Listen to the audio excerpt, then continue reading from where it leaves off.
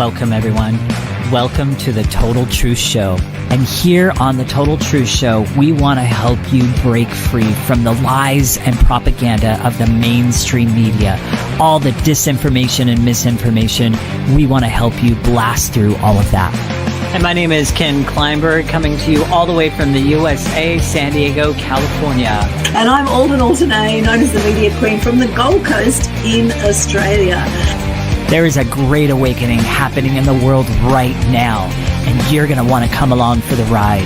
A lot of lies are coming to the surface. There's a lot of awakening happening, and as this awakening is happening, people realize they've been deceived for years. They've been lied to for years around all sorts of things. A lot of people have been blind to what has been going on in the world, and now they're starting to see. They're starting to see things in a different light. Through our show, we want to raise global consciousness to quantum critical mass. And we don't want you just to accept the things that we're saying. That goes for our guests as well. We want you to do the research for yourself. Get out there and start questioning things. Start looking things up. Do the research. We want to pave the way for a new awakened world. And we want you to come along for the ride. So with that, let's get started, you guys. Let's dive into today's episode. Once again, welcome.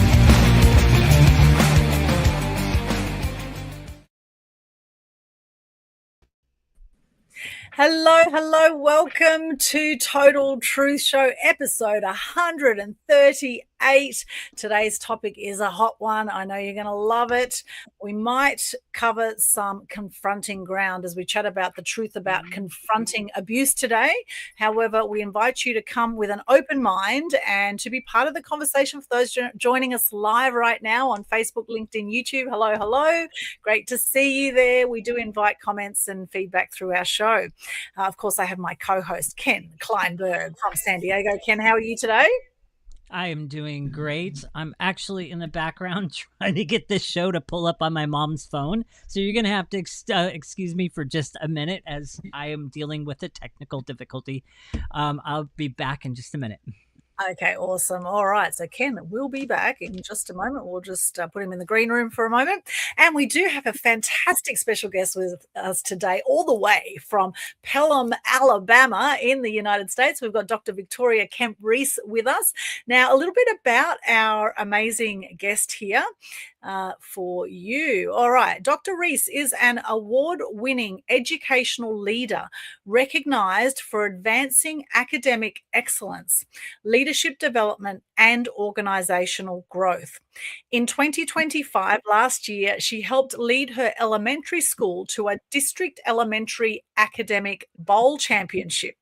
Her honors include Teacher of the Year, Walmart Teacher of the Year, and Alabama Education Association Assistant Principal of the Year.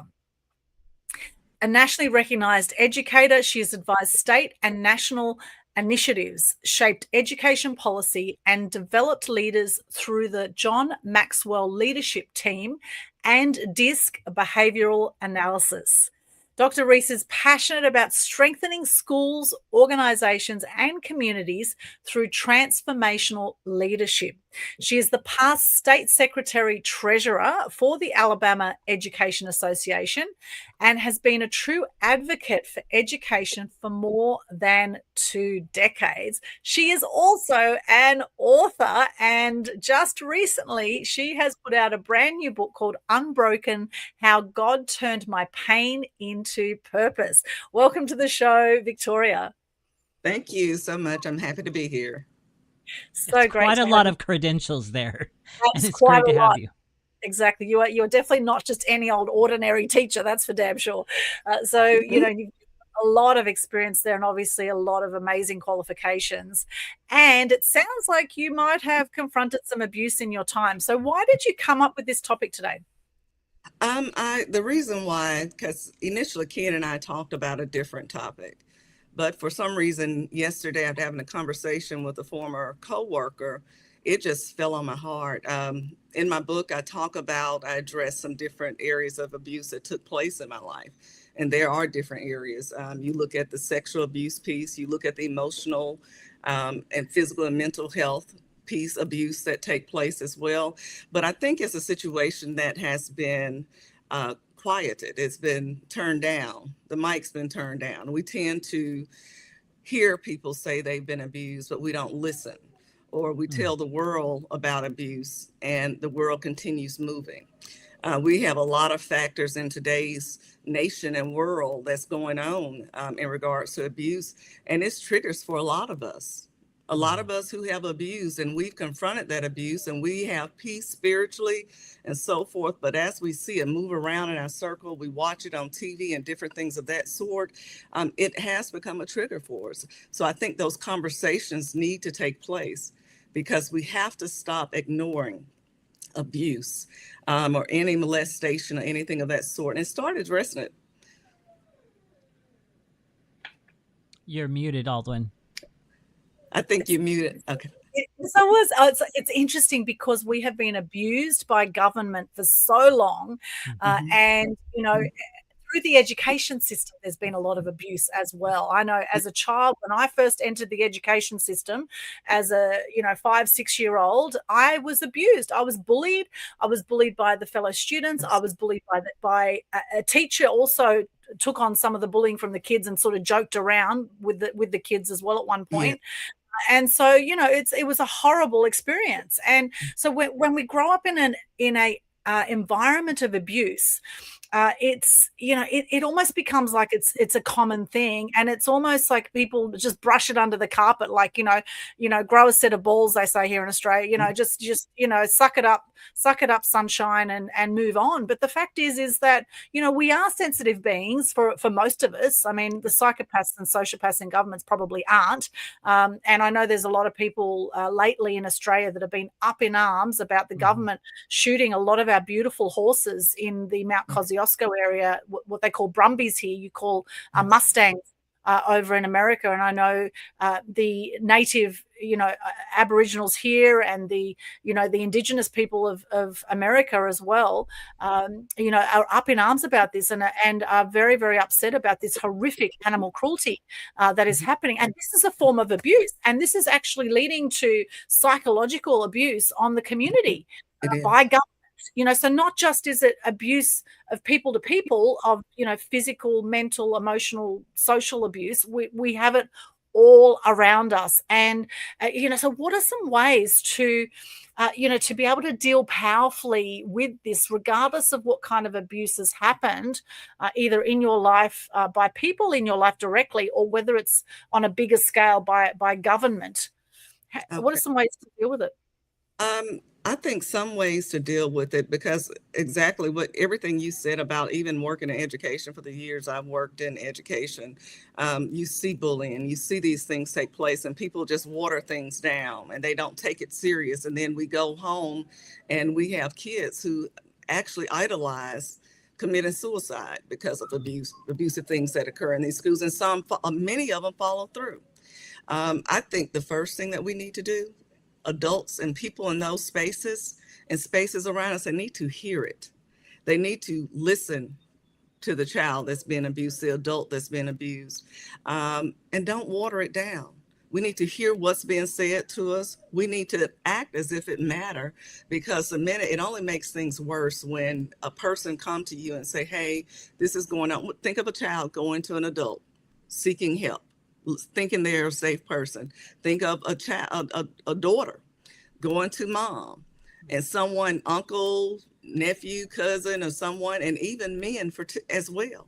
Men are being abused as well. And that's something that society laughs at. People need to hear, and they need to stop moving around the truth, because they still place these victims in places. If you're in a classroom, that student still sit next to the bully.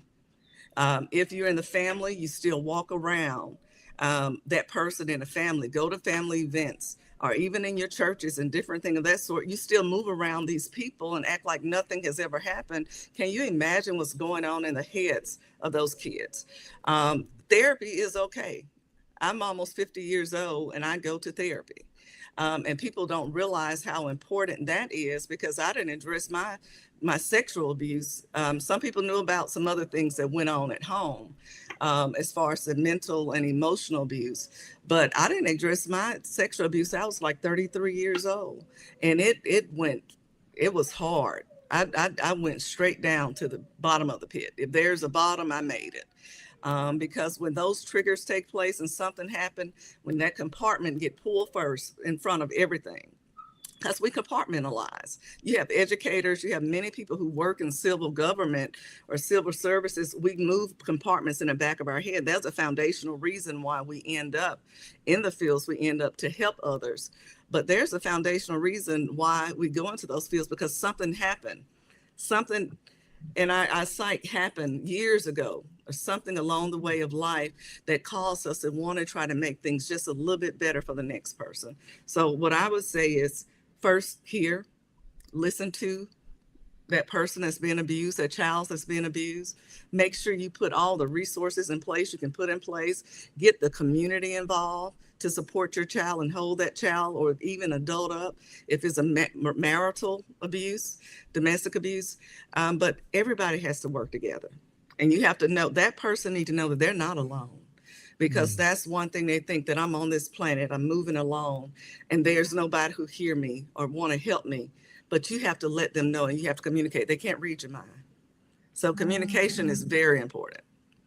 Yeah, it is. And often when it comes to abuse, there is often so much shame associated and so much guilt. And, it's interesting because Ken and I did a show a little while ago about the truth about sexual abuse. And we interviewed Michelle Slight on that show. And this memory came back to me when I was 13 years of age, when I got sexually abused. And I'd actually blocked it out of my memory because it was so painful. And I remember, and it was actually on a table tennis trip to China with an elite group of athletes from Australia, because I was a top junior table tennis player. And on that trip, I was abused by a 17-year-old who was on that trip. And I remember I came back from China, and Dad used to say to me, my dad said, what's up with you? Something's changed, something's happened. And I couldn't talk to him about it. I couldn't talk to anybody about it. And, this show was only in the last few years. I mean, here I am at 52. So it took me, that many years, for nearly, 37 years nearly, to be able to, to talk about it and actually not feel shame around it, and to go, hey, this is something that happened. I can't change the past. However, I can move forward, and by expressing it and talking about it, it's amazing how healing that is in itself. And also, I think toughening yourself to criticism. And it's interesting, I actually spoke to my dad about this just in the last year. My dad's now 88. And I said to him, Dad, I said, remember how you used to say to me, what happened to you, when you were in China? What happened? And I said to him, I said, Dad, I was sexually abused. And he said, I had a feeling something like that had happened. I had a feeling something like that had happened. And it was amazing how healing it was to be able to talk to my dad about it at 88 years of age, before he passed, to actually be able to say, this is what happened. And I'm actually grateful for that experience, because it led to my journey now. It led to me toughening up in many ways. It led to me being very independent. I think no matter how tough this abuse can seem sometimes, I do believe everything happens for us, not to us. And I think there's a reason we go through the challenges that we go through. And I just find it so cathartic. And what I love about the media is being able to share and to impact change by sharing our experiences and helping to inspire others to say, hey, it's okay. Most of us have been abused at some stage. Most of us have been either mentally, physically, emotionally, or sexually abused at some stage, men and women. And it's okay, because hurt people hurt people. It's not okay in some ways that it's happened, of course, but it's okay. It's okay that it's happened. If you know what I mean. We can't control what other people have done. We can control how we now show up and what we're going to do about it. So the fact is, as part of life, we're going to have people out there that will do nasty things to other people, because hurt people, right? And this is where I say we've got a lot of sociopaths and psychopaths in government. The word government actually means mind control, and this is where people don't know who to trust anymore. There's, and the thing is, if you don't learn to cope with it and deal with it, you are going to end up potentially depressed or suicidal, or you're just going to shut away into a cave. And so it's very, very important, I believe, to be able to express it and to feel safe about expressing it when you express it, and to actually toughen yourself up to criticism as well, I think. What are your thoughts on that? Yes. You was totally correct. I reflect, and like my book I wrote, I couldn't get to the end of it until I addressed the forgiveness piece and surrender piece in my life. And part of that forgiveness and surrender had a lot to do with my abuse. And like I told you, I kept it in that compartment. People don't realize what we go through. I mentioned Twitch, the dancer Twitch. I don't know if you're aware of him here in America. He was on Ellen DeGeneres' show, and Robin Williams, both of them committed suicide. When we saw them out in public, and I'm thinking of the mindset of an abused person. People look at my title and think that, oh, she's a doctor, or she did this, that, and the other, and she's so happy she's got it going on. But for a long time, I walked around with that smile on my face and holding in hurt. For a long time, even now that you can forgive and you can move on, but you don't totally forget everything that go on in life. And I myself was suicidal, just like Twitch and Robin Williams. When we saw them on TV, saw Twitch dance, he always had a beautiful smile on his face. He had so much joy on him. Robin Williams always invested in making sure we laughed, we smiled. We don't know their story completely, but I bet you 100% that their story just might be similar too. And I'm not claiming that somebody went through anything, but we carry so much from our past. Our childhood feeds into our past and impact our now. And a lot of people don't understand how that does impact us, because we carry that pain, we carry that hurt, and we do carry it. And we play the game, we put our mask on, we go out in public, and we act like, hey, it's great. But I had a student once when I was on the administrative side in education. I was transparent with my kids. Once I started facing some things in my life, I became transparent, especially with high school students. One of my high school students, I shared my testimony with her about my sexual abuse. And out the blue, I didn't know what was going on with her at that moment. But she turned and said, "You too." And it opened up a whole different world of dialogue. And that's the one thing I would say about my book with Unbroken. I hope it starts some conversations. There are a lot of factors that's addressed in my book. And I just hope it starts conversations. I actually lead small groups within my church as well. I serve as a leader and a coach with our small groups. And I wrote the book in a way, it's not just me telling about my life. It's how you can overcome, how you can get through, how you can make it through. What tools can you use, and how God helped me through. But we put on a mask every day. Now, I got a quick question. So, especially around Robert Williams, didn't he commit suicide? Robin.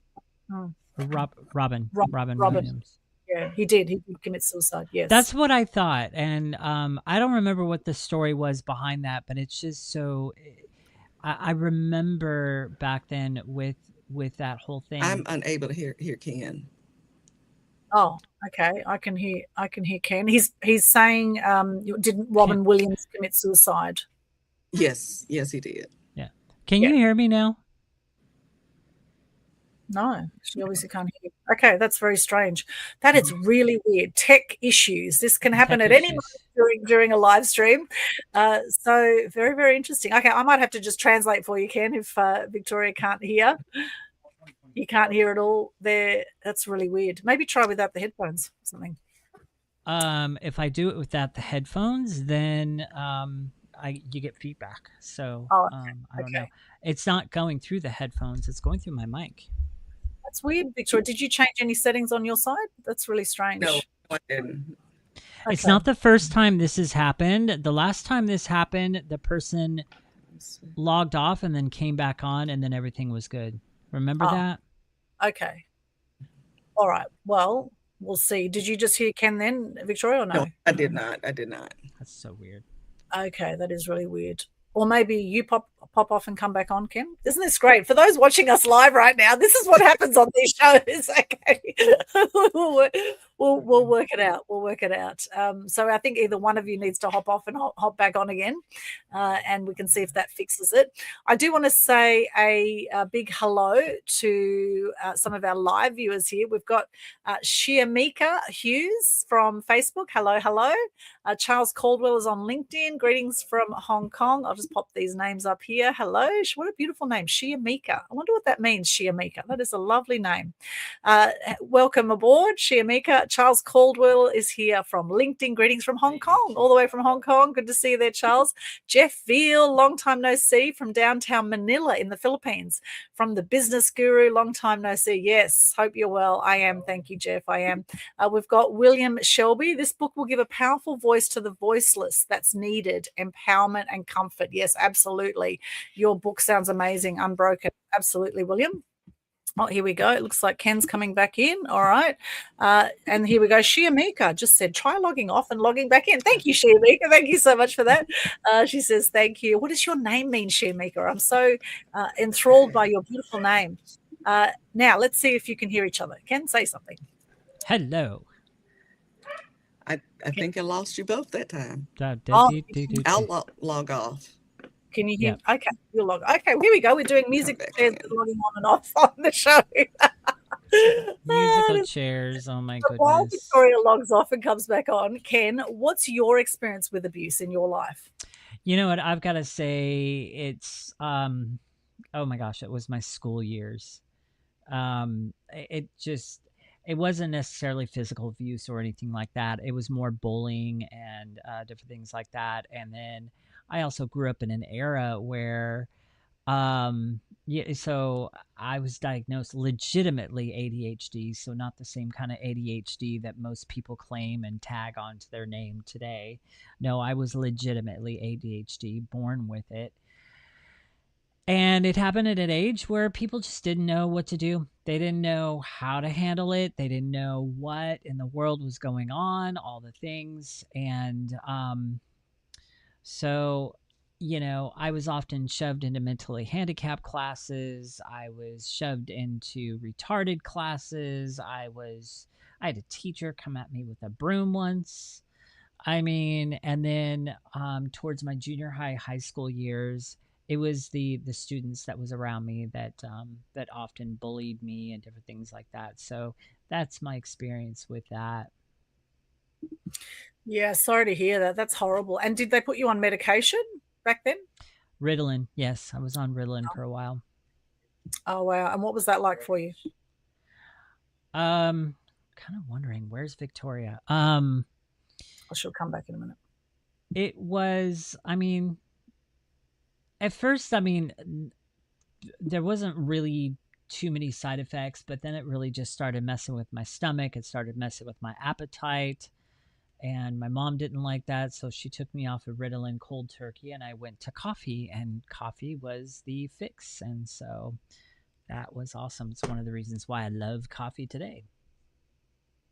Yes, well, I'm a late diagnosis ADHD, only a few years ago. I may well have had it as a child too, but I guess more recently it's become very common, especially amongst entrepreneurs, that, it has its superpowers, like anything. I think there's a lot of people that are neurodivergent out there, and I think social media sometimes makes us even more neurodivergent. I think, there's a lot of flashing lights and distractions, and, it's become a real art to be able to focus. I find, it's really, really challenging with a million distractions going on now. I think before social media it was much easier to focus, but now with social media, I find it's very, very distracting. So yes, Victoria's dropped off somewhere. God knows where she's gone. But anyway, no doubt she'll be back soon. Now we've got Charlie Hardy here. Oh, here we go. Victoria's back, as we say. Charlie Hardy says hello from Tuskegee. Is that how you say it? Tuskegee, Alabama? Tuskegee. There you go. Tuskegee, Alabama, the pride of the swift growing South. Oh, nice, Charlie. Thank you for joining us, Charlie, on LinkedIn. Thank you. And for those also joining us, Facebook, LinkedIn, YouTube, where are you joining us from? And we always welcome some great discussion here from our viewers as well. So if you have anything you want to add, any comments or questions through the show, we will be going live for another hour or so on this show. So we do invite you to come and join us and be part of the conversation. Now, Victoria, can you hear Ken? Ken, say something. Let's see. Well, hello. Can you hear me? Great. Yeah. Okay, so if that happens again, pop back out and pop back in. All right. Yeah, that is. Yeah. The devil was in the mix. Yes. Yay! We worked it out. Awesome. We worked it out during the live. Thank you for those who joined us through that little tech hiccup. And the good news is we keep on going. And this is perfect for today's topic. It is absolutely perfect because life throws curveballs at any moment. And it's not about the curveball that comes before you, my friends. It's about what you do with it. It's about how you navigate the curveballs. And this is the thing. If you've had any kind of abuse in the past, it's not about the abuse and making the other person wrong about it. It's about what are you going to do moving forward to become empowered regardless of the abuse.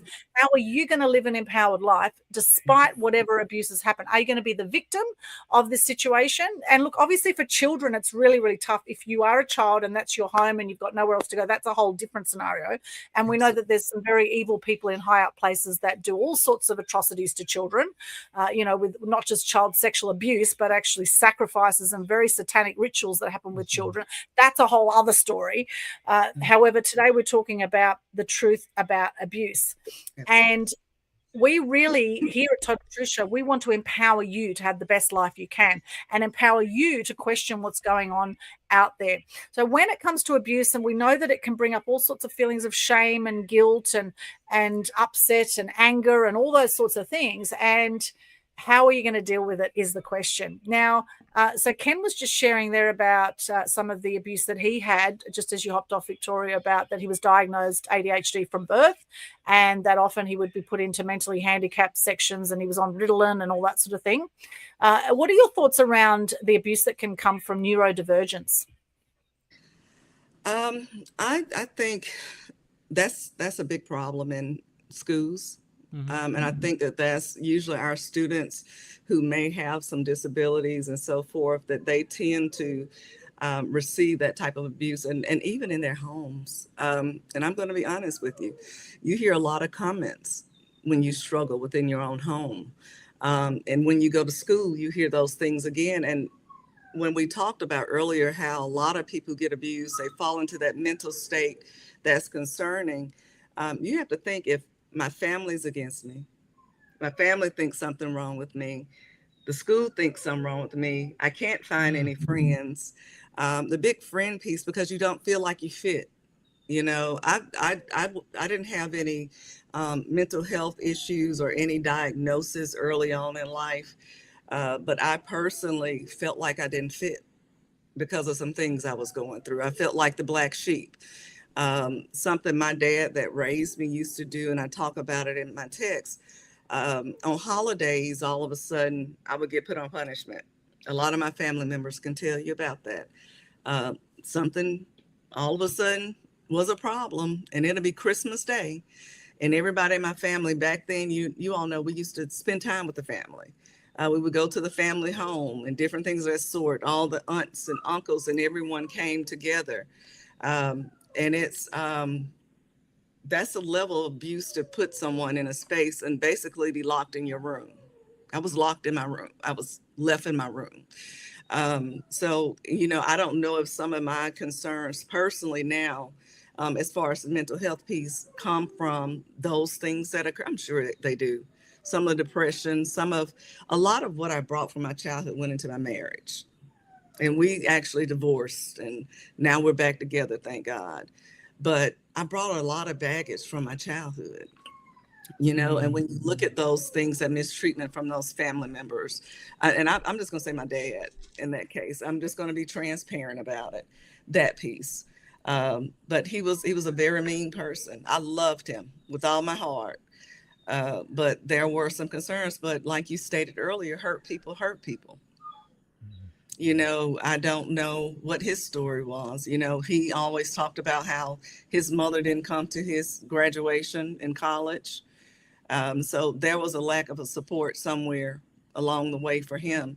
But I will say, being that kid walking around school, I was a loner. I stayed to myself. I was a crybaby probably when I was little. So I probably did have some of those concerns early on because of some treatment. But it's hard on kids when you're being mistreated because of how you look, how you may think, how you may talk different, and it's, just being from Alabama, a lot of times people have, oh, y'all talk so slow. And you said y'all, it's the simple things can be abusive things or bullying situations. But bullying has been around a long time. And I will tell you, and our kids who have differences, I'm going to say differences, they tend to be targeted. But that's what educators are there for. We're supposed to protect our kids. It states that we're in loco parentis when our kids are at school. Your job's not to side with the classmates. Your side is to be a parent to every child in that class. Regardless of who they are. Now we have a lot of autistic kids. Autism has increased drastically. And there's a reason for that, but that's another topic for another time. But there is a reason for that. And I want more information on that too, because I've questioned that. I'll say one word, and it starts with a big old giant V. Another way you can put it is jabs. Yeah. Yep. Oh, yes. Yes. And the government's rolling out digital IDs at the moment in Australia, and they're saying you must get your digital identity, and it's becoming like 5-minute cities with cameras on every corner. And, it's just, it's like, oh, this is for your safety. And that's why they put a speed camera right where they know it goes from a 60-kilometer zone to a 40-kilometer zone. As you're going down a hill, that's where the camera is, right? It's like, it's just, they're just traps. We have so many traps out there. We pay the government our taxes. And in Australia, we have 125 taxes, by the way. We pay our government our taxes. And look, there's probably 10% of what they do with our taxes that is actually any good. And then a lot of it is getting wasted on absolute atrocious stuff like the fire ant eradication program, which is basically poisoning Australia, killing a lot of our animals. And that's a multi-billion-dollar taxpayer-funded government incentive to ruin Australia and kill the animals. And things like the Brumby killings that are happening right now in New South Wales, this is all government-funded. And while they're saying that the horses are the problem to the environment, the government is putting in this Snowy 2.0 hydro green energy project that is basically doing 40 kilometres of tunnels through this pristine mountain environment, a kilometre underground, 40 kilometres blasting their way through the mountain, and they're saying that a few horses are the problem. Like, it's just insane. People are not buying this stuff. We are being lied to so much. It's crazy. And yet there's people that go, oh no, they're the government, they really care about us, they really do their best for, and look, we've got roads, and we pay our taxes, we pay all sorts of taxes upon taxes upon taxes in Australia, and it's almost like they're designed to crush the human spirit, and we wonder why 1 in 3 people have depression out there. We wonder why the suicide rates are through the roof, right? 1 million people a year worldwide kill themselves. Since the pandemic that we just had the last 5 years, we've had 4 times the suicide rates. So when you have abuse on a mass scale like that, and then you have it in your family environment, which is meant to be a safe place for you, or you have it in your school environment, which is meant to be a safe place for you. And as you say, it's over the little things. Like, I have European background. I have Greek, Turkish, Ukrainian background.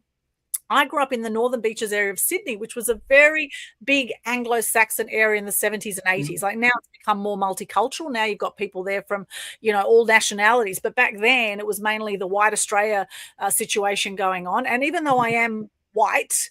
And, you know, you got to be very careful. Now we've got hate laws, right? You got to be careful what you say nowadays, apparently, right? So, you know, I have fair skin, I have European background, but, you know, my name is different.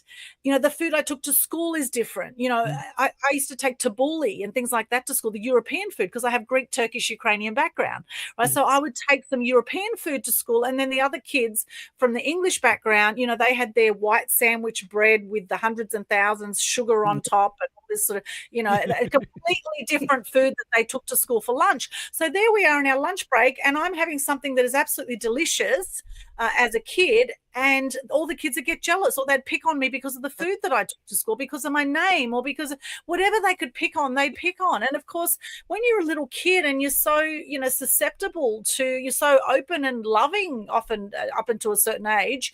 And, you know, here I am at 6 years of age, I'm bullied by kids around me. I saw a sheep get slaughtered in front of me in Turkey, which was, you know, totally traumatizing for me with the Greek Orthodox tradition that happened, Turkish tradition, where my family went back to Turkey after 10 years, and there was this beautiful big sheep that I befriended, and we took the sheep out for a walk, and it had its throat cut in front of me. You know, that was absolutely traumatic.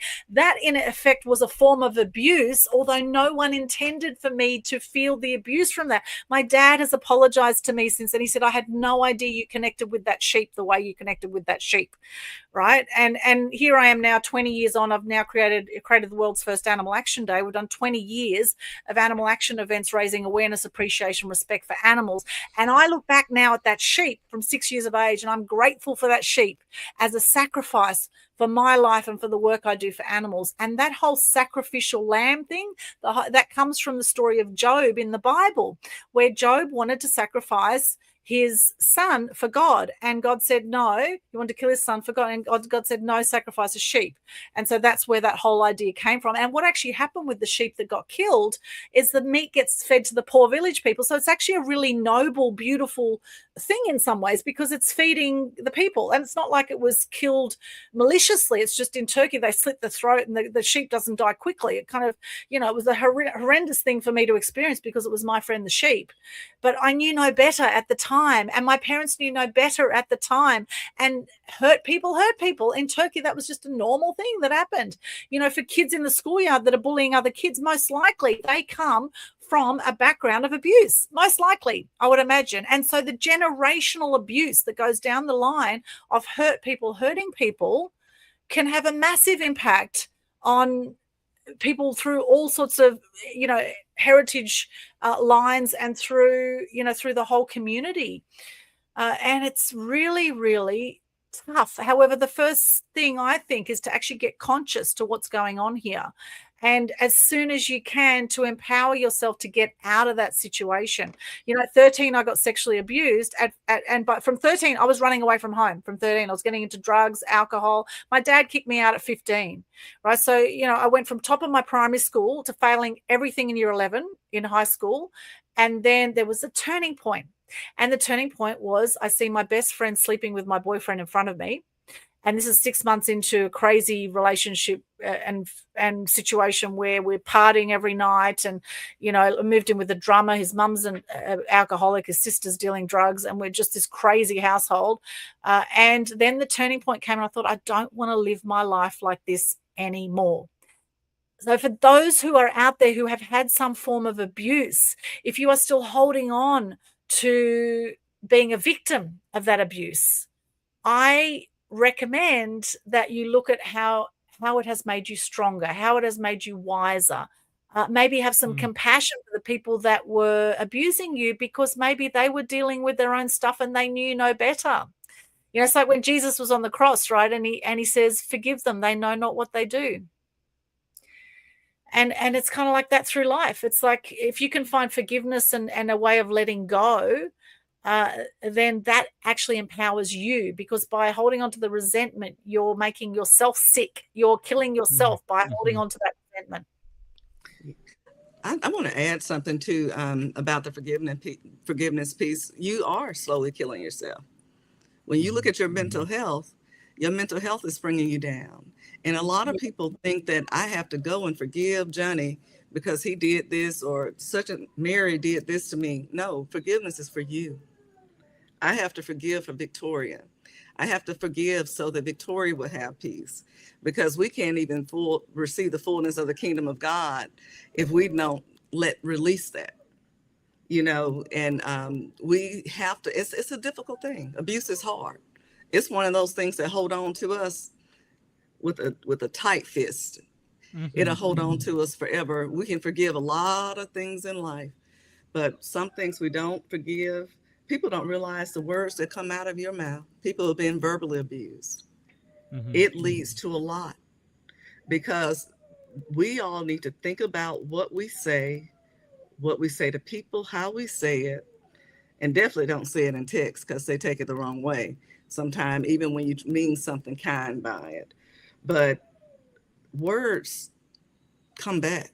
Every time you see a person, words will keep coming back. And the only way you can get that release is by building that relationship with God, because you're going to remember those words every time you roll around and you see people. Because every time you think about them or a situation, or going to say, if I went to Orlando, Florida, and something occurred in Orlando, Florida, every time I go to Orlando, I'm going to think about what took place in Orlando, Florida. So we have to forgive for us, so our heart would have peace, so that we can live in peace, so that our mental health doesn't get any worse. And like, even after you deal with those things, you have to keep doing some maintenance to it. You have to take care of yourself. How are you going to stay healthy? You have to eat in order that your body stays healthy. You have to drink water in order that you stay hydrated.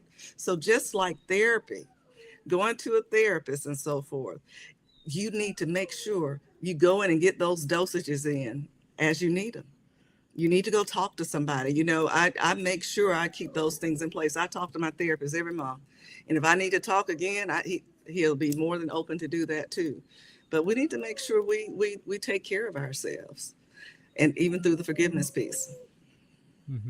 Yes, absolutely. And to be able to express ourselves. And that's where a counsellor is really great. I've had counsellors over time, and it's great just sitting there and you just share all your stuff.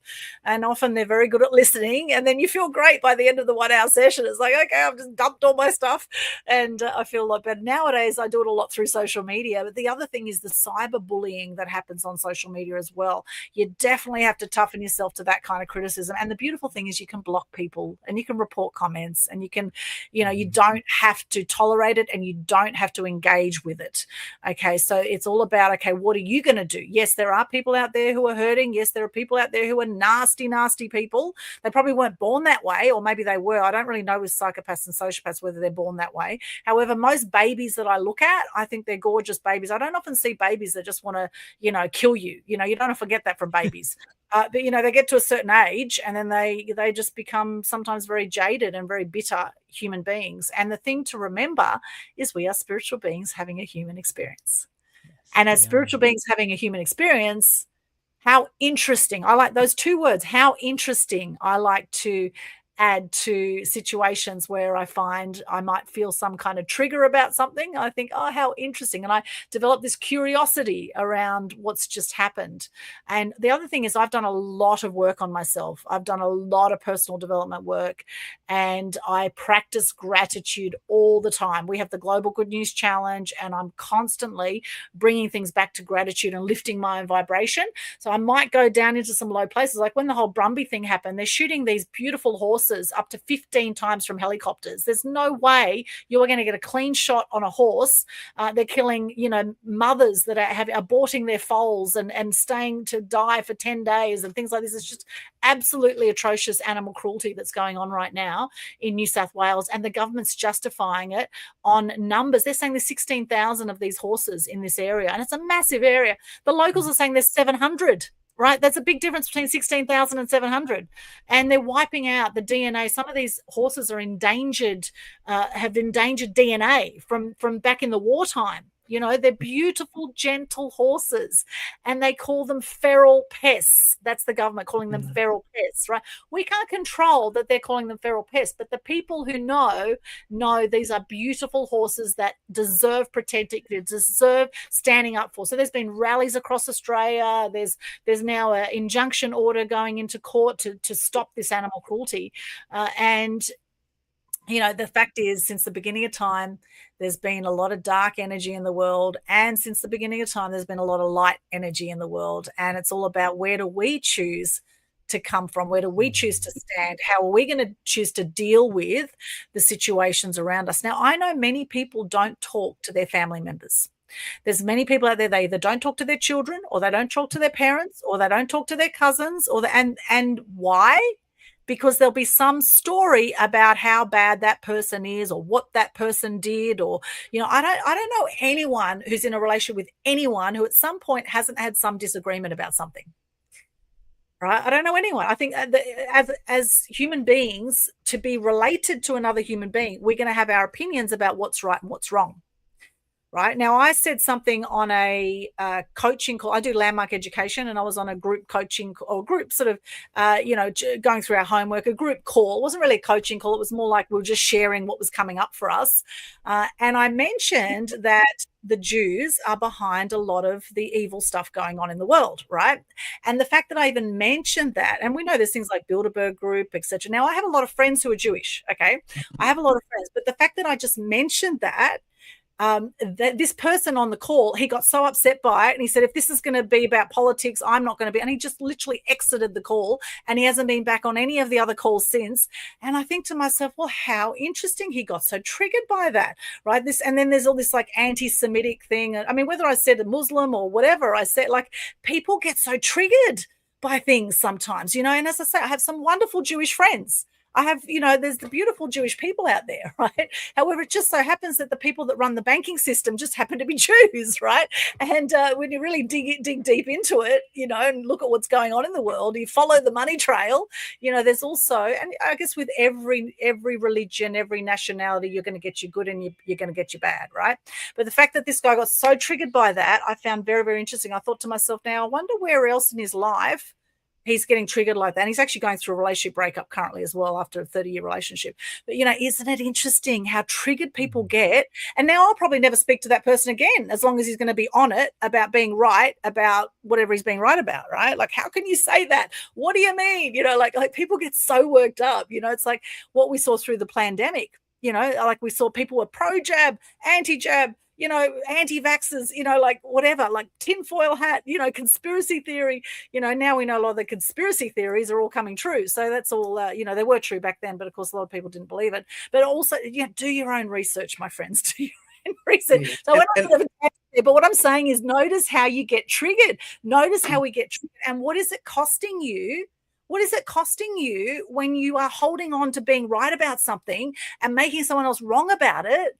Right now, I send this person love, because I think to myself, obviously he's not a happy man right now. If he's getting so triggered, and and I actually, after he hopped off, I actually said, look, I apologize if I've offended anyone. But at that point, he'd already hopped off the call. Like he got triggered and he was off. It was like, okay, I didn't even get to sort of say the next sentence. You know what I mean? Like, and so, I apologize if you feel offended by anything I say, and I'm going to speak my truth regardless.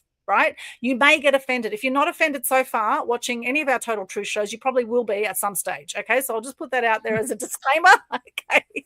And this is how life goes, right? When you're speaking your truth, you will potentially offend people. But the fact that they've got offended is not your problem. Mm-hmm. I believe our thing in life, and the purpose of why we're here, is to speak our truth. And our truth comes from our experiences, what's happened in the past, what we've researched, what we know to be true for us. It doesn't mean it's the whole truth and nothing but the truth. And that's why we always say to people here is that do your own research. And I invite people to prove me wrong. Like, I would love to see more information about situations that I don't know everything. I've been in the media 40 years. I don't know everything about the media. I know a lot about the media, but I definitely don't know everything, right? And it's the same with you. Like, Ken knows a lot about health, right? Ken knows a hell of a lot about health, right? He's got a whole mastery program around it. You know a lot about teaching, Victoria, right? And about, all sorts of things, but it doesn't mean you know everything about that topic. So just notice when you get triggered, and notice if there's someone in your life that maybe you've been thinking of lately and wondering how that person is, and maybe you've been thinking, maybe I'll reach out to that person and see how they are, and just check in and just say, hey, I love you regardless. You can choose to hate me if you want to. However, I'm going to choose to come from a place of love, because I feel peaceful when I come from love. I feel peaceful, and I'm going to speak my truth regardless, right? And you may not agree with me, and that's okay, right? And one thing I'm going to say too, I'm going to add to that, when you talk about triggers, and one thing about therapy, even through abuse or whatever you're going through, being bullied, and for those abusers, and they say a lot of times, I read something recently where it said a lot of the, instead of the people causing the distress and abuse on other people, it's the victims who go into therapy. That was a powerful statement I just read. But even with those abusers, and even us who on the victim side, when we look at our triggers, those things that trigger us to crawl into our shell, or those abusers to trigger and want to go after you, it's about coping skills. And that's one thing that therapy will teach you is it's about coping skills. We have to figure out what we need to do. Sometimes you just have to step away about 5 seconds, catch yourself, and maybe some other things you do physically with your body to try to deal with those coping skills. But all of us have to figure some way to cope in moving along the road of life. And when we look at differences, even when we look at bullying and we look at abuse and differences that someone may have that's different about them, we have to understand this world is built different. We're all built different. I always describe my kids as a bag of jewels. You have your rubies, you have your emeralds, you have your diamonds, you have your jades, you have various stones in there. But guess what? One thing about those stones, they'll never be cut the same. None of them. No diamond is the same as the next. You will never find one with the same fingerprint. And that's the way we have to look at the world, whether we disagree with what someone is saying or not. And sometimes we can learn from disagreements. And people who aren't willing to learn from those disagreements, we probably need to go check ourselves. So I think that's a big thing. And, people get angry and then they get triggered and they start attacking and so forth because I don't agree with you. So I'm going to do this. That's a form of abuse and bullying and so forth. You went back earlier in your conversation. You talked about cyberbullying. Here in the state of Alabama, we passed a law for school systems. And I'm sorry if my fur baby is a little loud while I'm talking. It's okay. Okay, he's lonely. He's lonely. He have to help mama with her loneliness. That's part of my therapy too. But we passed a law here in Alabama in education. I think it was the Jabari Williams law.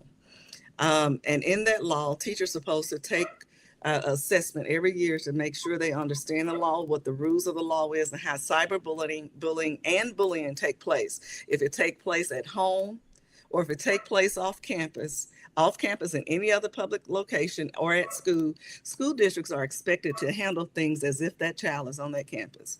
And I've noticed that the ball has been dropped. And that's how you have a lot of you have continued abuse, continued bullying. These kids are supposed to be handled as if they're on that property. So if a child sends something to someone over the internet, especially using a school device too, and on top of that, regardless of where they are when they use a school device, is supposed to be addressed. But I've seen some cases where the ball has been dropped when it comes to cyberbullying, because I've seen some things, I'm not going to call any names on it, but when those things happen away from school, that same child that's being bullied, who received a message at home, can be the same suicidal child that walk in your door the next day at the school. So we have to address things, and you keep making these kids, when we talk about that silence we talked about earlier, you force these kids to still see one another every day when a child possibly need to be expelled because of some things they put out there. I've seen some threats out there on social media and everything that has been brought to some leadership attention. But I think I challenge schools today, and I'm going to tell you that I challenge them today to start doing a better job at addressing cyberbullying, addressing bullying, because it's not taking place. Because think about a child that's getting bullied at school and they go home to an abuser. Because I'm going to tell you, when you look at some of our kids who may not be kept up well, may not have the best shoes, the best outfit, don't have their hair done, don't have it cut often. A lot of those kids dealing with some strange things at home. Mm-hmm. And sometimes we have to show compassion. Those are some of the first signs Kids with odors and so forth. Think about a child who don't care or don't sense that they have an odor. It's because that's sexual abuse. That's a sign of sexual abuse. People need to examine and focus on what those signs are. And schools need to look at that too and make sure we do a better job of caring for those kids. But I think that a lot of times we've dropped the ball. Go ahead, Ken. I'm sorry. Oh no, it's okay. There's so much to be said on this, but so I'll kind of reiterate some of the things that I shared when you popped off. So as a child, I was actually diagnosed legitimately ADHD. And the reason why I make that distinction is because there's a lot of people out there today that have this tag of ADHD on it, and I get it. It's something that's developed, because of the content we watch and all this other stuff. We've kind of inadvertently trained our brains to only have a certain amount of attention span. And so this is why now we're encouraged to make videos that are a minute and 30 seconds long, no more, because that's supposedly the attention span and all the things. I mean, I get that. But as far as legitimately ADHD, that was me. But I grew up in an era where the teachers and the school system, they didn't know what to do with me. They didn't know how to handle me. And so even by teachers, I was mistreated by teachers. One of the things I shared earlier was I even had a teacher come at me with a broom. Now, I don't remember much about that. It's just, it's a story I got from my mom. But, as far as my home life, I feel like overall my parents did the best that they possibly could with an ADHD kid. Because I remember what I was like as a kid. I remember some of the things that entertained me as a kid. And I know it drove, especially my mom, absolutely crazy, some of the things that I used to do. You mentioned earlier, Victoria, kind of on a lighter note, you mentioned earlier being locked in your room. Well, see, my parents tried that. Because I was one of those kids that got into everything. You leave me alone and I'm going to find my way into everything. They used to hide cookies and I would make it my mission to eventually find them, which I did, never said anything, and found them. And then I would get into them whenever I wanted to. So as I'm telling this story, this is kind of like what my parents had to go through with me. So when they locked me in my room, eventually I figured my way through that. So when you entered into my room, on the left side was like this kind of cubby hole area with some drawers, and then it had like a little cubby hole in the middle that I could actually crawl into, and I did at times when I was playing hide and go seek with friends. And then above was some cupboards. So what they would do is they would take these bungee cords and bungee the doorknob outside my room to the cupboards that were in that cubby hole. Well, eventually, this is painting the picture of what my parents had to deal with. For me, eventually I figured out how to take some of there might be some people listening to us now that have no idea what I'm about to say, but I think Aldwyn does, and Victoria, you grew up in that era, so you're going to know exactly what I'm talking about. I found out how I could take an actual VCR tape and pull the door open just enough and stick that VCR tape in the door to create a crack just big enough for me to squeeze through. So on Saturday and Sunday mornings when my parents were sleeping in, I pulled this thing and I did this crack, and then I would go downstairs and get into anything that I wanted to and then sneak back in my room. So that was me, and that was the kind of kid that I was. I was also the kind of kid that used to think it was absolutely hilarious to squirt liquid soap into the plug sockets, and then I was entertained at the sounds that they made. So anyhow, I think my parents did the best they could with the curiosity and fun mind that I had. I mean, I found interesting ways of entertaining myself. The school system, though, was an entirely different story. I feel like a lot of stuff that I've carried with me into even adulthood came from the school system, came from the way teachers used to treat me, students used to treat me, and different things like that. And I don't even think I had a real friend until 10th grade, and that was after I became a Christian. That's when I started gaining some real honest, true and goodness friends. Before then, I had nothing, I didn't have any friends. But and then on the area of forgiveness and unforgiveness, that is actually an area that I have recently had to kind of do some, deep digging on.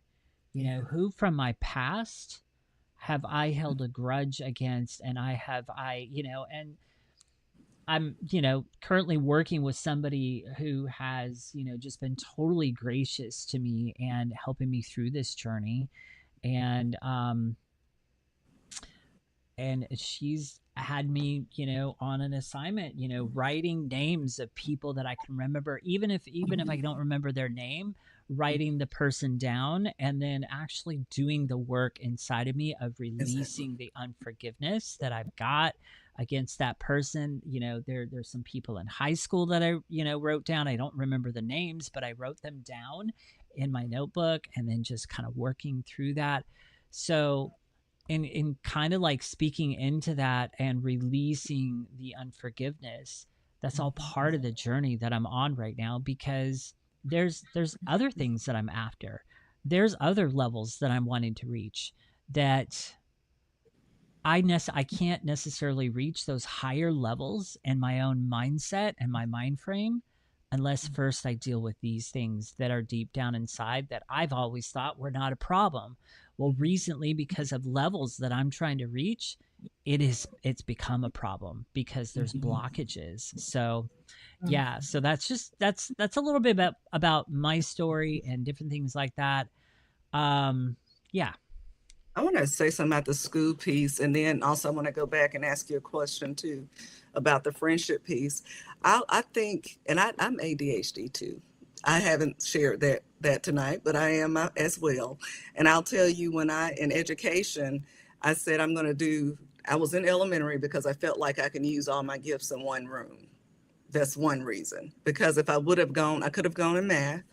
As far as high school is concerned, but being able to use your talents and your gifts and your creativity in one space, I think elementary school provide that opportunity for those teachers. Right. But I end up finding myself where I ended up on the project-based learning side. I said, I get bored. I get real bored, Yes. So I approached education like that. When I created lessons and different things of that sort, I approached it in a manner, I know I'm gonna get bored by this time, or I need to do something that's going to keep me moving. So the kids need to keep moving. But I never received a name until I was an adult. I was diagnosed. I asked my doctor, I said, what does it mean if I'm sitting here staring at somebody and they're talking to me and I can't tell them anything they said? Oh gosh, I have that so many times and I feel so horrible about it. And so that's what he told me. He said, you ADHD. So he, explained a lot. It explained a lot about my process as far as the educational piece. It was a struggle initially for me until I learned how to try to focus. I had to get up and be creative with it. One thing I want to ask you too, and I'm gonna tell you this about education, they are doing a better job with the social emotional piece. Now, I don't think the education system or educators or school districts knew what to do with those of us who all had different little things going on. And they tend to put it up under a carpet, but that was part of society back then. You sweep it up under a carpet, you cover it up and think that nobody sees. But now I think that they are doing a better job with the social emotional piece because they are training teachers now how to deal with the social emotional piece and so forth. Now, the ones that have the patience are the ones who have the passion to be there. Not everyone have the passion. You have some people who walk into it. I know they're trying to America's trying to take the name professional from educators, We are professionals. We will always be professionals, regardless of what you put in writing. But those of us who chose that as our profession, as our career, because of passion, we are doing exceptional jobs in the field of education. Now, you have some people, you have a different population who's choosing to find a job. So there's a difference of those who are professionals in the field of education, and you have those who are working a job every day. We have to show up on purpose. One thing we have to do in our field of education, we have to show up on purpose, not only for ourselves, but for our kids. And even when we're having a bad day, we have to leave that at the door, because I'm going to tell you, a lot of days my kids built me up and lifted me up in ways that you'll never understand. So those of us who supposed to be there, who are called to be in the field, we do things a whole lot different now, because they do put that lifelong learning out there, and we need to be involved in that when it comes to social emotional and how to work with kids with differences. We have to do that. My last thing, I want to ask you a question. Yeah. When you said that you found a friend in 10th grade at the age of 15, do you think when you became saved, do you think it's because, I know you and I talked about the freedom piece, but do you think you found freedom within yourself during that time to that open you up a little bit more? Sometimes when we find freedom for us, when we see that we're received by God, we can't see him every day. We can't, but when you find that freedom and that peace, that as long as I keep him pleased in his eyes. You know what's interesting about that? So it's a really, really good question there. So what's interesting about that is, so when I got saved, I had a real unique experience when I got saved. So I've been told that the experience that I had is not a lot of people have that. So when I got saved, I got done with that prayer, and it's like immediately I had this indescribable peace that just came over me and entered into me. Literally indescribable. And there was just so much joy, so much peace. And I really couldn't explain it. But my counselor for that week, he noticed it. And later on during that week, and my counselor actually happened to be my cousin. And he had the privilege to lead me to Christ. But later that week, he had to take me aside and go, look, this peace that you've got, it's going to be attacked when you get home, and he just encouraged me to get involved with the church body and to surround myself with other believers and everything else, which I did. And he was correct. It did get attacked eventually. I got attacked big time spiritually when I got home. But I had changed. I was different. Even the people that were bullying me eventually saw the change that were in that was in my heart. I'll never forget. I don't remember the guy's name, and I barely remember what he looked like, but I remember what he said to me. He's like, you have changed. And he's like, you somehow take the shit that we throw at you and you turn it into roses. That's because my heart had changed. I was a completely different person.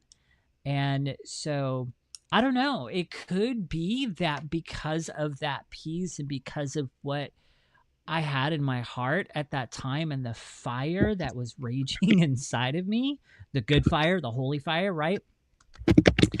I think that kind of opened me up to be able to see maybe other Christians that were around me in the school. And one particular person that I met, his name was Ed. He was a little oddball. And we just became really good friends because I found out he was a Christian. Then he introduced me to his church that he went to, and I made some new friends. And Jessica and Troy, I'll never forget them. Lost contact with them years ago, but they were also a big part. And then, that just kind of blossomed in. So yeah, it could have been that once I became a Christian and I had that peace, I just looked at things differently, and all of a sudden I had eyes to see. It's like, oh, this guy's a Christian, So yeah, hope that answers your question. Yeah, it's interesting. I find faith a beautiful thing, whatever your faith is. And look, we're not sort of, Bible bashing, born again, you got to be Christian or you're going to go to hell people here. Although I have come across, some people that, in fact, when I became a born again Christian when I was 13, when I was running away from home, I found, Christianity back then, but I was still off the rails completely. But I remember back then, the born again Christian, it was the Christian City Church in Brookvale. And Phil Pringle was the pastor there. And I remember they were saying, if you're not born again, you're going to go to hell. And it was all this sort of fear mongering that happened in the church at the time. And I remember when they started to raise funds for the pastor's holiday and for the TV screens, that's when I thought, surely there's more to this than that. I mean, I get that, a church needs money to be able to provide the services it does, or, whether it's a mosque or whatever, synagogue or whatever it is. I think faith is a very, very important thing to help overcome any kind of fear and any kind of drama that might have had, any kind of abuse, or conflict. Faith is very, very powerful because we are spiritual beings having a human experience, and our mental condition, whether we're ADHD, autistic, neurodivergent of any sort, or whether you don't think you are, whether you're diagnosed, undiagnosed, whatever. I mean, it's all this putting people into boxes anyway. Regardless of all that, it's about how are you going to choose to live your life, and what is your purpose on the planet? Why is your spiritual being having the experience that it's having through this life? And what are the learnings and the wisdom that you can then go and share with others about what you've been through? How can you turn your mess into your message? And in business, how can you monetize that? And it's interesting because I was diagnosed ADHD a few years ago. Actually, I was 48, and I remember I was so excited that I met this guy because all through my 40s, I really wanted to settle down and meet a guy and have children and all that. And after 7 years of being single, I met this guy at 48. And I thought, oh, this is it. This is the guy. This is going to be amazing. And he said to me at the time, he said, I think you're ADHD. I think, I have a friend that's ADHD, and, she'd started to take this medication and she became really good with the ADHD. And so I thought, okay, we'll go and check it out. So I went to a doctor. He said, yes, sure enough, you're ADHD. And I found that very interesting. So I've been doing a little bit of research on ADHD because I know a lot of our entrepreneurial friends out there are ADHD. And while some people might see it as a disability, it's also a hyper ability in other areas with anything we call a disability, like autism. So I've got Tiffany Russell here on LinkedIn. Hello, Tiffany. She says, autism has increased drastically. I would love to hear more about that topic. Now, I'm not going to talk about autism right here, although I do have a good friend, David Vine, who's autistic, and he could share more about that with you. I do want to talk about the pros and cons of ADHD for those who are tuning in and might not know what we're talking about. So ADHD actually stands for Attention Deficit Hyperactivity Disorder. Now, it's interesting that they call it a disorder, right? And because in many ways it's an order. Because if you're hyperactive, it's saying basically that you have a lot of energy and that you have trouble focusing. So the positives that they say, the cons of this is executive dysfunction. So it says things like having trouble with time management, prioritizing tasks, meeting deadlines, and keeping spaces organized. Yes, I can totally say I have issues with that. Inattentiveness and distractibility, losing focus during conversations, meetings, or while reading, and frequently misplacing everyday items. Tick. Yes, I can say definitely I'm challenged with that. Impulsivity, struggling to filter thoughts or actions, often leading to interrupting others, oversharing or making hasty decisions. Yes, I've oversharing. Yes, I recognize that one. Overshare it, yes. And then another one, mental restlessness, a racing mind that makes it difficult to relax, leading to chronic mental exhaustion or sleep disturbances. Okay, so they're the sleep disturbances, mental. Yes. To all. I have insomnia. So they're actually, sorry, they're not the positives, they're the challenges, right? They're the cons, they're the challenges. Yes. Okay, the pros, the strengths of ADHD is actually considered a superpower with these particular advantages. It says cognitive advantages. So hyper focus. We have the ability to lock into a task or interest for hours, yielding deep expertise, passion, and immense productivity. Right. So we can be hyper focused as well. Creativity and out of the box thinking. This is where a lot of entrepreneurs are ADHD, right? Because they're so creative, right? And out of the box thinking. I mean, look at Total Truth Show. This is a complete out of the box, right? Shedding light on what's going on out there. The capacity to connect seemingly unrelented ideas, spot patterns instantly, and brainstorm innovative solutions. Okay, another unique strength of ADHD is high energy levels, often possessing a natural drive that keeps them going long after others get tired, fueling an adventurous or entrepreneurial spirit.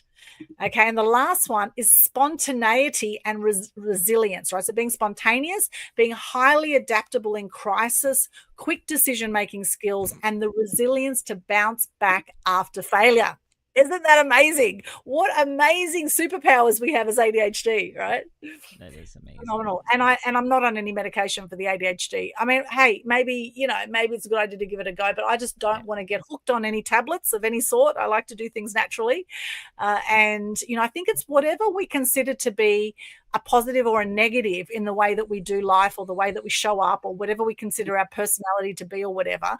I think it's about, well, how can you channel your strengths? How can you double down on your strengths, and how can you strengthen your weaknesses? Or how can you find people around you that can help support you in becoming stronger at your weaknesses as well? As one of my entrepreneurial coaches once said to me, double down and, strengthen your weaknesses and focus more on your strengths as well.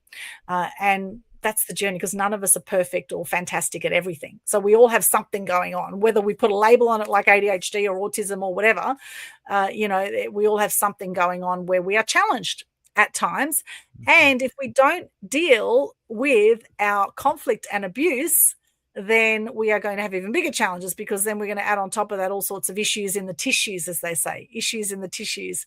And Louise Hay has a great book called Heal Your Life, where she talks about, if you've got physical ailments in your body, then often it stems from some kind of emotional trauma from the past that's unresolved.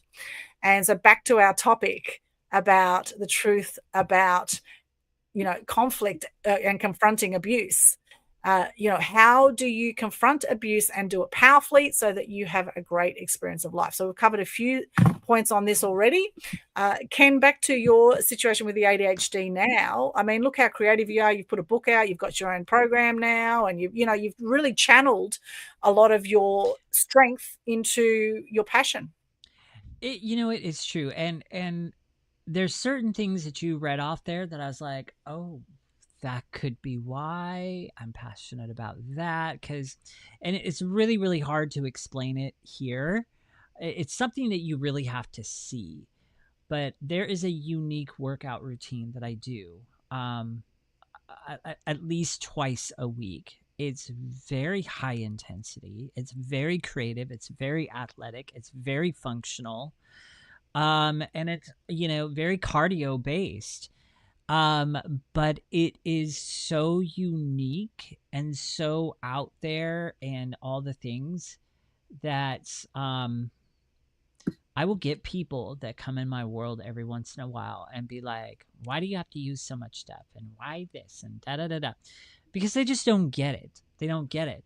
But I am highly attracted to that routine, because it is so intense and it is just something that's creative outside the box. And I get plenty of people that ask me, oh, are you going on one of those shows? You're going to go on Ninja Warrior or something like that, just because of the type of training it is.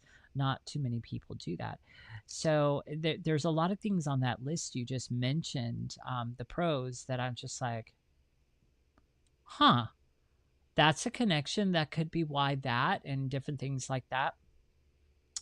So there were some connections I made there. Thank you for reading that list. Now, however, there are some things, like maybe later I'll talk to Victoria about this, because she's seemed to have some success in there. Like, I am that person that reads a paragraph or two in a book, and then I'm getting to paragraph 6 or 7, and paragraph 1 or 2 I don't remember.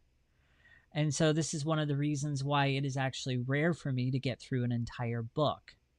There's only one book series that I actually made my way all the way through, and I'm convinced it's because of the way the writer wrote in such detail. It placed me there in the story. Her writing style is unlike any other that I've ever encountered. So Stephanie Myers with the Twilight series of all series. It's the only book, and it's a series of books that I ever finished front to cover, ever. And I still cannot. I will often start a book. I will often get chapters in, and then the book gets set aside. So there's that. I do better with audiobooks, but even still with audiobooks, I'm finding that I have to go back and re-listen 5 or 6 different times to get it to sink in, because I will listen, it doesn't matter if I'm in the car, if I'm in the gym, it doesn't matter if I'm here at my desk with no distractions around, it's all the same thing. I'll listen to it, and literally, unless I am sitting here with the audiobook play, I got to write that down. Word for word. Pause, play, pause, play, pause, play. It takes me literally 30 to 40 minutes to get through, I don't know, about 10 minutes of it. So there are frustrating challenges that I still face with ADHD that just absolutely drive me crazy. And yes, that conversation, there's a lot of times I'm on a new connection call with somebody, and they have just unloaded like their whole story, and I might have just a few couple main points written down, but if they ask me to kind of repeat some of the things, I couldn't repeat it. And so these are my challenges, and so it's just like I'm going, okay, Victoria, have you found a way through some of those? I know that's not our topic today, but maybe a conversation for a later time. I'd like to kind of see how you have combated and battled some of those things, because you have a ton of credentials, and there's no way you could have gotten those credentials if you didn't figure out a way through those. Yeah, and I'm going to go to the writing piece real quick, because I know we only have so much time left. The writing piece, like even in my book, is more of a poetic touch to it. It tells a story, just like with history. I can read and understand history a lot better if someone tells me a story. If they tell me in the form of a story, something that grabbed me and bring me in. And when I read a book, I actually set a stage, and I can visualize what I'm reading while I'm reading, but that's the type of text it has to be as well. Now, I love my academic writing too. I could do that all day, and I had the opportunity to be an adjunct professor at one of the universities here in the state of Alabama. So I was that real picky person, my little ADHD, because that was my little superpower. But it's all about making a story out of what you're writing. You have to connect people. You have to draw them in. Can you get a visual of what's going on? And I think that's one of the keys, even in writing. And I write in the margins, because I know I need to come back and look at something. If it's something new, I want to come back. My nerdy side, my little line name for my sorority is Einstein. So that little person have to come back and find and do more research so that I can learn a little bit more. But I think visualizing, having a visual learning process that you have going on while you're reading. If you can set the stage and put all the characters out there and see what you're reading, it draws us in. It does. Maybe that's why the Twilight book series just drew me in so much. I mean, we're talking, I'd be up till 3 or 4 in the morning still reading the book. I could make myself go to bed. So I don't know, but anyhow. And you got to have that next chapter, and then end up in another chapter, and you turn around, it's 4 a.m. in the morning. That's somewhat of a situation. And the other thing that I want to mention that I've had to do a lot in the recent years is, so when I have an idea or a thought pattern that comes to my head and I try to type it out, midway through typing it out, I lose the back end of it. So now I'm having to use voice to text dictation because it's easier to get it out of my head. Anyhow, yeah, fascinating. Yes. Yeah, I find watching book summaries on YouTube absolutely brilliant. And there's one recently that I love, and it's The Power of Now. There's actually an animated summary, Eckhart Tolle's book, The Power of Now. There's an animated summary on YouTube that's only 16 minutes long, and it's very visual for those who like visual learning and creative learning. It is absolutely brilliant. And I've shared this with a lot of people, and they absolutely love it. And I'm actually going to share it in the chat here as well so that you can check it out later, because I find that a great way to learn. And like you can, I find even audio book summaries, I get so bored. I'm like, just get on with it. And I play it at double speed, and then, it just annoys the hell out of me. So I find these little video snippets much better way of learning for me. My biggest challenge, I think, with ADHD is focus. I do tend to get very distracted, and organization is a massive one too. Like I find, I find organization, I can be very organized, but it feels like it takes a lot of work for me. I like a creative space. Like even around me now, I've got all my props and I've got all my, I love all my little bits and pieces.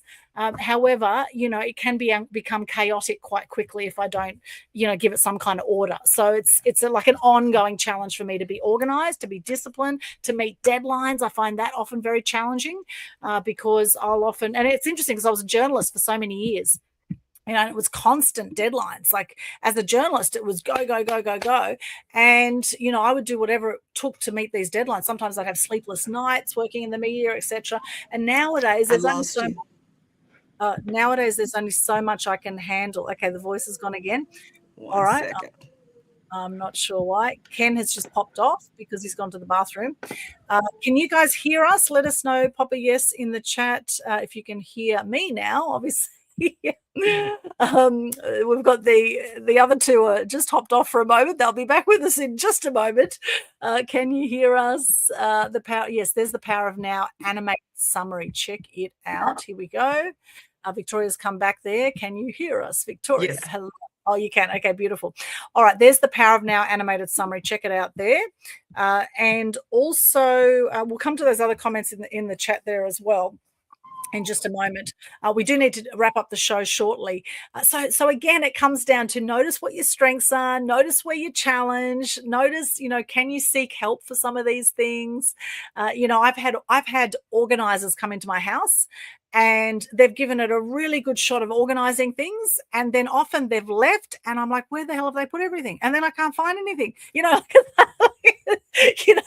so that's not necessarily the best way to go either. But I think also, be easy on yourself. Don't be too hard on yourself. And I know I've been a massive high achiever my whole life. That's how I got my dad's love when I was a kid, is by achieving. So I've become a massive achiever and, hyper-focused achiever. And I know when I put my mind to something, I can absolutely make it happen as well. But it's just not a natural thing for me. I would be rather out networking or chatting to people or, speaking or whatever, rather than organizing paperwork, right? It's definitely not my favorite thing to be doing. And I'm a very visual learner too. I have my diary here. This is my little animal action love heart of animals that we have for our animal action work that we do. There's my diary, and I love putting notes in columns, and as I think of something, I think I'll pop that down so I don't forget about it. I have my online calendar that's very visual with lots of different colors, so I love all that. So really working with your strengths, I think, is great. And being creative is a great way to help overcome abuse as well. It's actually being creative and bringing joy back to your life, and really notice the thoughts in your own mind about whatever abuse you have been through, and notice if you are tolerating abuse right now in your life. Like we say, a lot of people in relationships, they keep attracting the same kinds of relationships. If they get out of one abusive relationship, then they're into another one, and it often comes down to self-worth. Most of us have some thought around that, some negative thing holding us back, and it's the three big conversations for a lot of people is, I'm not good enough, I don't belong, and I'm not loved, right? It's one of those three things. And the more work you do on yourself, the more you realize you actually do belong, you are good enough, and you actually are loved. Absolutely. And you're never alone, because I do believe we have a spiritual experience on this planet. And it's our 60,000 thoughts a day that most people have, the 98% same as yesterday's 80% negative thoughts. That's what holds us back. So notice the thoughts in your own mind. Notice, are you feeling uplifted and empowered by the people in your life, or are they bringing you down? Your vibe attracts your tribe. What are you choosing to tolerate in your life? And if you're not happy with it, then who is going to change that for you? And often it comes down to you. If you're not happy with it, shift it, do something about it, take small steps towards the new you, and you can absolutely, create miracles and have an amazing experience of life. So as we come to wrap up the show, Victoria, any final comments about our topic? I just want to challenge people out there to just truly listen to victims of abuse, of bullying, our kids, our adults, our ladies, our men, our boys, our girls, and don't generalize what abuse is supposed to look like in your head. And don't put people who've been abused in a difficult situation. Let's make sure we're aware. We're aware of the space that they're in, that we're aware of the conversations we have. And if you know how to help those individuals receive help, guide them to that help. And if they call you out the blue in the middle of the night or whenever it is and just need to talk, sometimes they just need you to listen. So that's one thing I want us to learn and do through this whole process. When someone talks to you, a friend come to you, listen. Don't just hear what they're saying, listen. And listen with intention. Yes, actively listen. That's a big challenge I've had in the past, is actively listen. And it's still a challenge. And that's where the power of now is brilliant. So watch the animated summary for all our ADHD friends and all those who have short attention spans. Watch the power of now summary. 16 minutes is brilliant. And you can put it on double speed and you'll still get a lot out of it. So there you go. Thank you so much. Now, where can people connect with you, Victoria? And you've got your book there. Can you show us your book? I'd love to see the cover of it. Yes, I have. I just wrote my book. I retired June 1st. And in retiring June 1st, my book came out on June 2nd. It's Unbroken, How God Turned My Pain into Purpose. So we can take that abuse, we can take different things we've gone through in life, and we can make it purposeful. What are we going to do with it? It's not going to disappear. How are we going to live with it and help other people as well? Oh, love it, love it, love it. And how can people connect with you? Where can they find you? Okay. They could connect with me at www.empowergrowth.llc. That's my website for my LLC. It's www.empowergrowth.llc. Beautiful. And do you have a favorite quote or motto you'd like to share with us today? Yes, I actually live by Gandhi's quote, "Be the change you wish to see in the world." And so that's something I overcame a lot I've gone through in life. I wanted to, even though I may have been in pain, I wanted to continue to be that change. Thank you so much for sharing that. Yay! Be the change you wish to see in the world. One of my favorite quotes. That's actually a prize I give to people, is a media strategy session. And I have it actually. I have that quote printed on here. I love it, with my little Media Queen logo. Fantastic. Love that. Thank you so much. Ken, how can people connect with you, my friend? All right. Well, before I get into a little blurb about my story, I too have a book. And so you can find this on Amazon. This came out right before Thanksgiving last year. So Mastery, the Anti-Diet Revolution, great book, easy read, only 150 pages. And there's definitely QR codes to connect with me in there. It is a phenomenal book there. So, hey, I've lost 62.5 pounds and I've been able to keep it off for 7+ years now, all without a diet, and having that be sustainable. And literally right now I'm giving away my 3 secrets to help you not only lose weight, but to feel energized and get healthy without starving or dieting in just 3 live, powerful one-on-one sessions with me. I expose the 3 biggest lies that are keeping people sick, stuck, and overweight, because that's how that industry is making money. And I show people how they can fuel their body God's way and finally break free from that system and keep the weight off for life sustainably once they've lost it, like I've been able to do. So how you can connect with me, get into my world, and sign up for my mini educational boot camp. you can go to www.masteryweightloss.com/connect. It's a very basic connect page that I created. It's custom made, and there are 4 buttons on that page. The top one is a button to join my boot camp. The second one is a button to book a free strategy call with me. Maybe you don't know what your next steps are. Let's get on a Zoom call. Let's chat. Let's unpack that. And let's find out what your next steps can be. The last 2 buttons are to connect with me on Facebook and to subscribe to my main YouTube channel. So all of that can be found at www.masteryweightloss.com/connect. And so my quote for today is actually from Laura Berman, Dr. Laura Berman. And it says, "What happened to you is not your fault, but healing is your responsibility." Oh, yes. Oh, yes. Love it, love it, love it. That is a great quote. Thank you so much, Ken. And just a few more words on our topic. The movie Dead Poets Society came to mind as we were chatting today. And that, of course, featured Robin Williams, who we talked about earlier. And that film, if you haven't seen it, it is about seizing the day and living your life to the fullest. Carpe diem. That's the central message. And it advocates individuality, self-expression, and the pursuit of passion over rigid conformity and society expectations, reminding us that true meaning comes from things like poetry, love, and art. Yes. So for those who are maybe feeling a little bit down around some abuse that they've copped lately from someone around them, what my recommendation is, do something that gives you joy.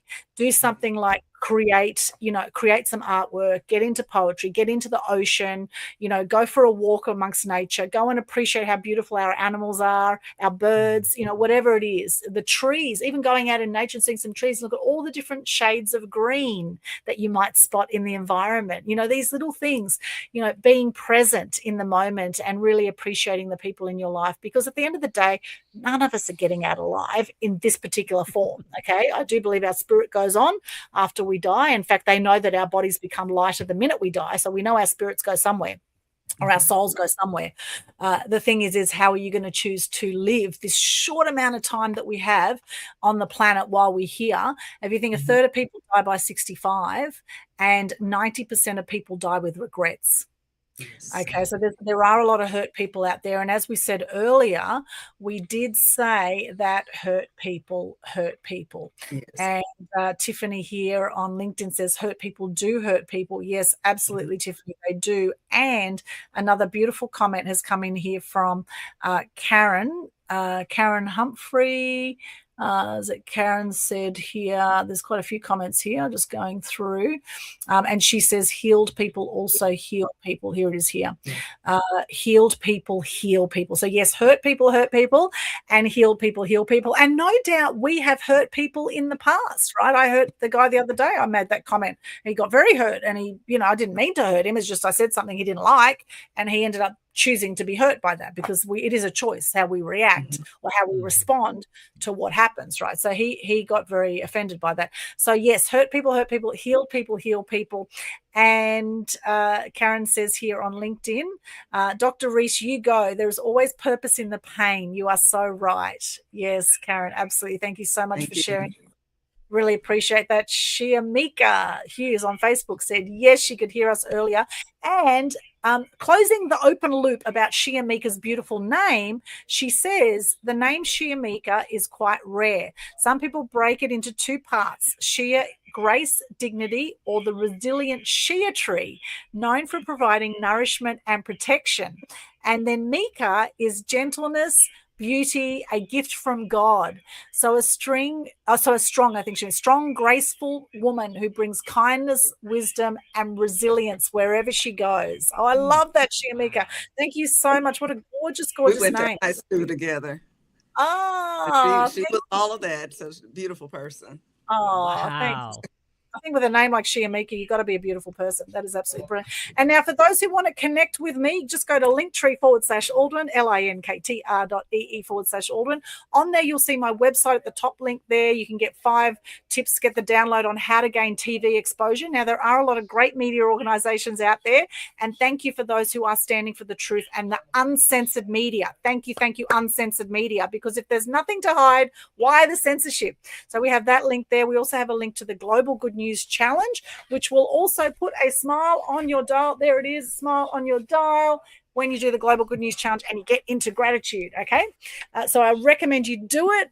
I've just finished my 7-day challenge for July, but you can start anytime within July, 7 days in a row, sharing gratitude and good news. Check out all the details at the top of the Global Good News Challenge Facebook page. And that was designed to help decrease depression and suicide rates. I've had depression. I've had 4 friends suicide by the age of 45. And that's why I do this. And I've worked in the negative media for a long time. So I've seen all the BS that goes on out there, the belief systems. And I am out to shift it. And thank you to all of our Good News Crusaders out there who are doing their bit around that. And you'll see all the other social links. Please subscribe to my YouTube channel. Watch this whole replay or tell your friends about it to watch it on YouTube. That would be fantastic because I really want to get my watch hours up on YouTube as well so I can monetize the channel. That's the only thing now that we're waiting on to monetize my YouTube. So love for you to watch this on YouTube. And Shiamika says, yes, thank you, Victoria. Oh, that's lovely. Thank you, Shiamika. Absolutely love it. Thank you so much. Everyone who's joined us live, really appreciate you. And now I am going to share my quote. And my quote for the day comes from Thomas Crum, author and presenter in the fields of conflict resolution, peak performance, and stress management. And what he says is the quality of our lives depends not on whether or not we have conflicts, but on how we respond to them. How we respond to them. So you will have conflicts, no doubt, as a human being or as a spiritual being having this human experience. You will definitely have some conflict and you will no doubt have some abuse at some stage. Sometimes the abuse comes from ourselves. Sometimes we're really abusive to ourselves. Sometimes we tell ourselves, oh, you're such an idiot, or why'd you do that, or blah, blah, blah. Let it go. Let it go. Come from love. Come from love, love, and all the love you have for others is there for you too, my friends. All the love is there for you too. Now, we are about to wrap up. Any final words, Victoria or Ken? Have a great night. I greatly appreciate the opportunity, and I hope I can come back and join you all again in a conversation. Yeah. I do want to talk returning. We've had returning guests before, so that is definitely an option. Yeah, I want to talk about autism because I noticed a shift. Our kids we had that was part of COVID. The number increased big time. So I want to talk more. Heck yeah, let's go. That's going to be one hot topic. Yes, absolutely. Well, it's been an absolutely fantastic show. Thank you so much, Victoria. Thank you, Ken. Thank you for those tuning in live. Really appreciate you. Let us know what you got out of the show. What did you enjoy? Pop your comments in there. Share the love. Follow us on Facebook. We are on Spotify, BitChute, Rumble, all the places. Sending you much love. Thank you. Thank you. Have a magnificent day or night wherever you are in the world. We'll see you back here on Total Truth Show very soon. All right. Bye for now. See you. Bye. See you later. Bye.